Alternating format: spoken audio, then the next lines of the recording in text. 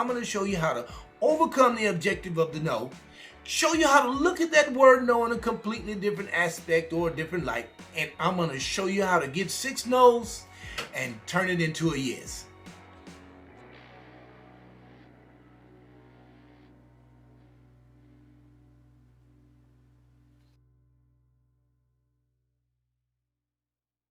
Hey y'all, thank y'all for tuning in for another segment of the James Airy Show. I'm your host, James Airy, and we're broadcasting live right here, right now from Dallas, Texas. And today, listen, we've been talking about these 6 no's and how to take those 6 no's and overcome the objective of the no and take those 6 no's and turn them into a yes. But before I do that, we're going to be talking about N-O, that 2-letter word. It's going to freak a lot of you guys out. N-O, that 2-letter word. Y'all, today we're going to be talking about that 2-letter word, N-O. We're going to be talking about why that word gets so much power, why we continue to give it so much weight, and why we allow that word to stop us from moving forward to the next level. Well, for those of you guys who have received a no before, then listen, do me a favor, go ahead and click that like button right down below, folks. That means you've received a no before, and we're all on the same page. Now, in the process while you're getting that no, you're going to feel like it's the end of the world. You're going to feel like your world is shattering just because you're not getting a yes that you feel like you deserve to get. Is it the end of the world? Heck no. Is it going to slow you down a little bit? Heck yes, it will. But again, folks, at the end of the day, here's what I want you guys to understand. We all have 6 no's in us.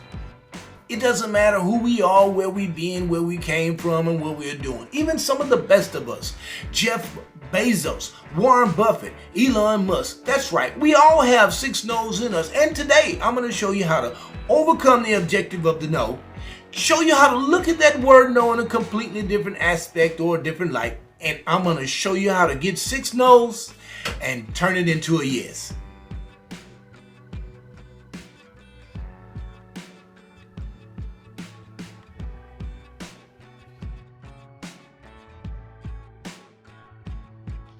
Rather than looking at the word no as a negative, to me, I actually turn it into a positive, as if it is something that I am thriving for, or should I say, maybe it's kind of like an adventure. Listen, y'all, I've had several businesses before.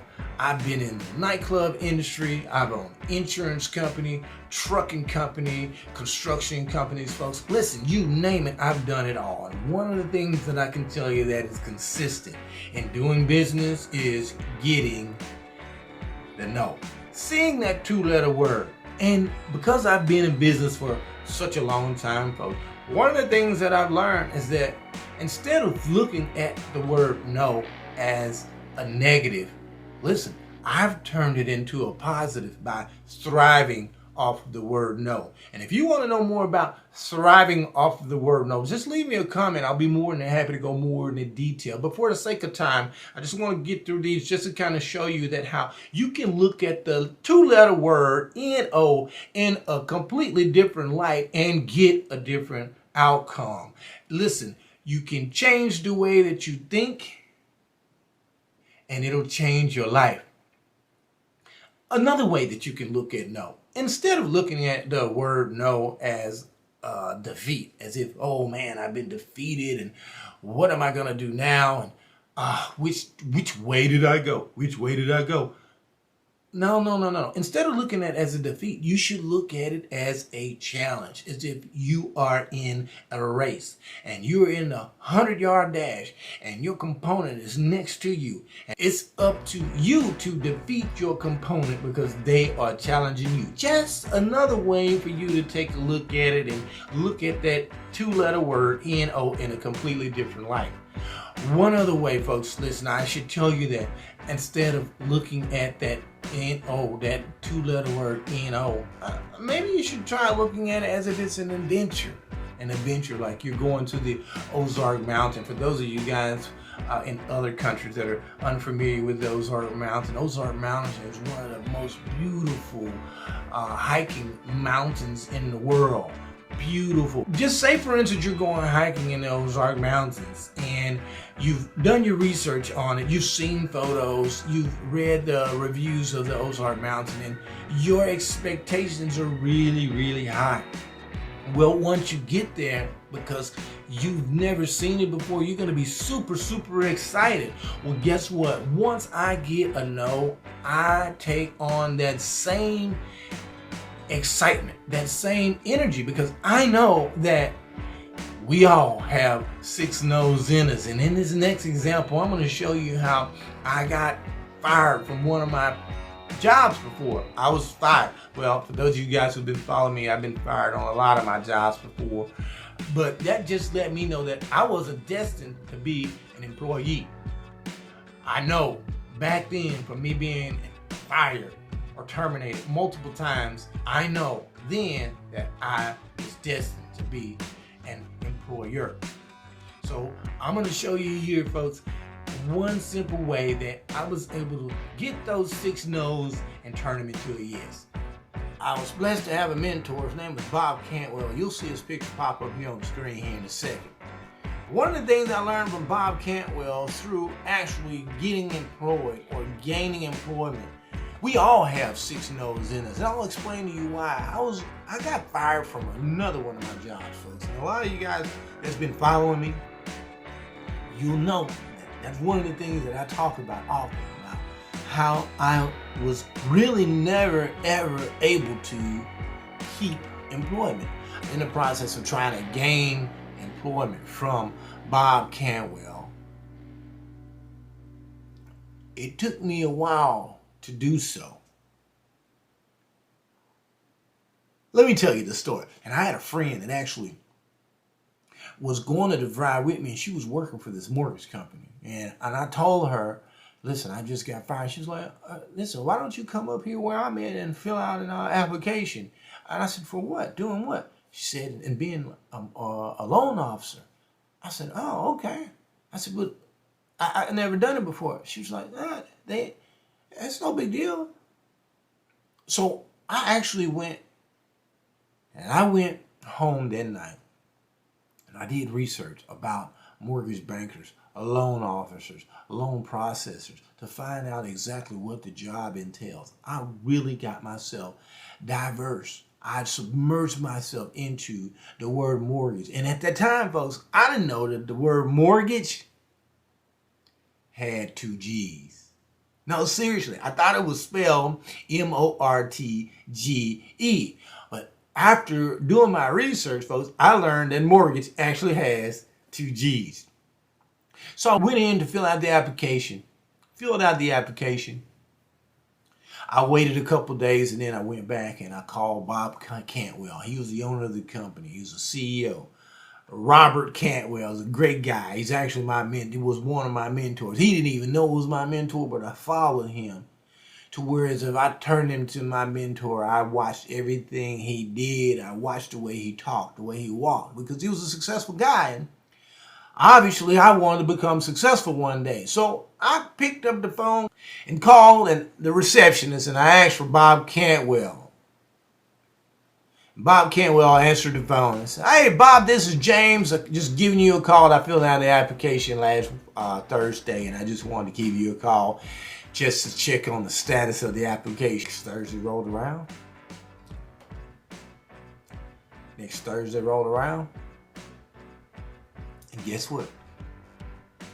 Picked up the phone again. Ring, ring, ring. Hey, Bob Cantwell. Hey, I'm trying to speak to Bob Cantwell.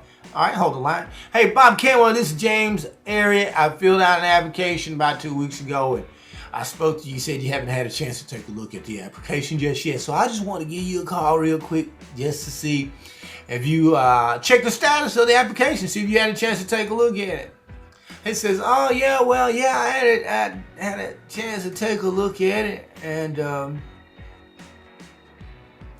had a chance to take a look at it, and we're just not doing any hiring right now because we're waiting on the training class. We're waiting to hire a few more guys, and then we're gonna have a training class. So, just check back with us. And I said, okay, no problem, Bob. I'll check back with you.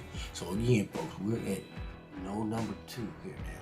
We already got the first no. Bob Cantwell's already told me that he hasn't had a chance to take a look at the application. No 2, Bob Cantwell is telling me that now he's waiting on the training class. Because I know that Bob Cantwell is telling me that he's waiting on the training class, I have even more hope than I had before. Because that means that he's told me that he's waiting to hire more people to start the training class. And in my mind, I just felt like I was going to be in that training class. So guess what? I waited a week or so, folks, and then I picked up the phone and I hit it again. I called Bob Cantwell again. I need this job. Listen, I need this job. I need this job. My cellular phone bill is due. My rent is due. I need a job. So I picked up this phone. Bob Cantwell, hey, this is James. Listen, I don't mean to keep bothering you, man, but you told me you're going to be starting a new training class, and listen, I just wanted to follow up with you to check the status of my application and see if hire any more people yet for that training class. He's like, no, not yet, James. We haven't done it just yet. We haven't hired any more people just yet, but we're going to be hiring people here soon to start that training class. Why don't you just give me a call back here in a week or so? I said, all right, no problem. Again, because I know I've already gotten 3 no's here now, folks. That's no number 3. In my mind, all I know from experience, what I can tell you is I have 3 more no's left to go before I can get that yes. So guess what I did? I picked up that phone and I called him again a week later. Hey, Bob Cantwell, this is James here. Listen, I'll just give you a call back, man. I was calling to check on the status of the application. I know that you said you were waiting to hire some more people. And hey, I just want to call back just to see, man, if you getting ready to start that training class just yet. I don't want to miss it. He said, no, James, we haven't started it just yet. We haven't hired any more people just yet, but we're going to be hiring them here soon, I'm sure. You'll just check back with me here and check back with me, next week sometime, and then I'll let you know. Again, folks, that's no number 4. I'm 2 no's away from getting a yes, and it literally happened just this way.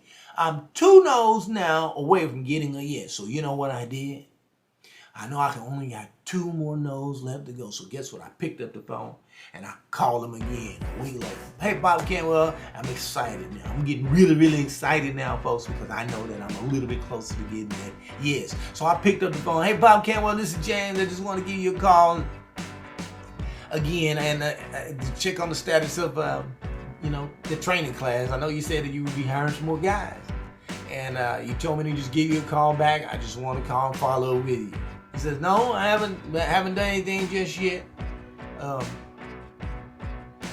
haven't done anything just yet, but why don't you try back next week sometime? Folks, listen, I'm now at no number 5. I'm at no number 5 now, folks, so that I know right now that I am really, really close to being able to pay my cellular phone bill and pay my rent. I'm 1 step closer. Keep in mind, I've worked some sales job before where it's if you did get a stipend or you did get a draw. I can't remember what the draw was, but at any rate, with this job, it was 100% commission, meaning that if you didn't go out and kill something, well, let me rephrase it, not kill something literally, but if you didn't go out for that day and you didn't close a deal, then guess what? You didn't eat for that day. You didn't get paid for that day. This was something that I had never done before. For those of you guys who have sold anything before and you work for 100% commission, you know exactly what I'm talking about. So I've got my 5th note here, folks. So I've called Bob Cantwell back the next day. Hey, Bob Cantwell, listen, not the next day, but I called Bob Cantwell. I let a couple of weeks go by before I called and said, hey, Bob, I know it's been a couple of weeks before I talked to you.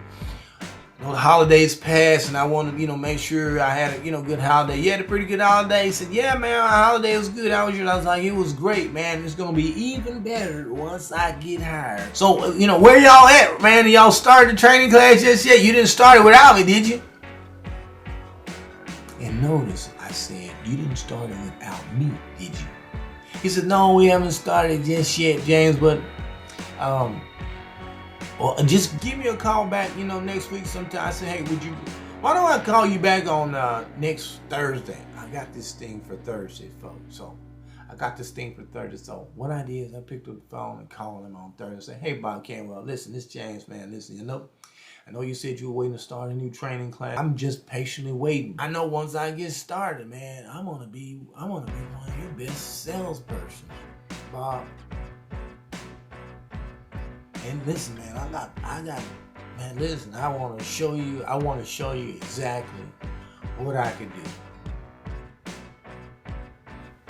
And Bob Cantwell said, God darn it, James, darn it. I tell you, man, you gotta be one of the most tenacious, persistent individuals I've ever met. I mean, you're tenacious. You got tenacity like a pit bull. I tell you what, man. Why don't you come in on Monday and let's sit down and have your interview? For those of you guys who are in the process of starting a business, those of you guys who are in the process of changing careers, looking for a new job, those of you guys that are even in the process of purchasing you guys a new car or a new home, they may be telling you no. But what I tell you, you continue to work on the task at hand. You continue to work on your business plan. You continue to work on your business or your personal credit.